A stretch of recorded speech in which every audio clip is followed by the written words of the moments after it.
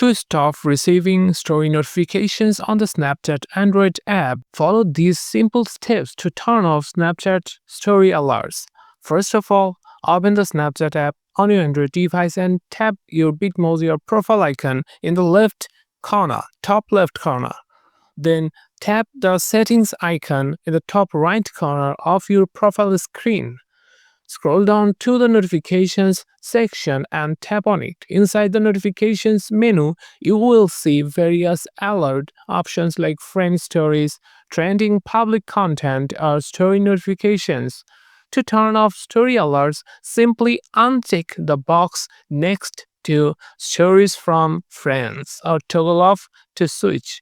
Depends on your phone settings. This will stop Snapchat from sending you notifications whenever a friend posts a new story. And that's it. You have now successfully turned off Snapchat story notifications on Android. If this video was helpful, don't forget to like and subscribe for more helpful videos like these.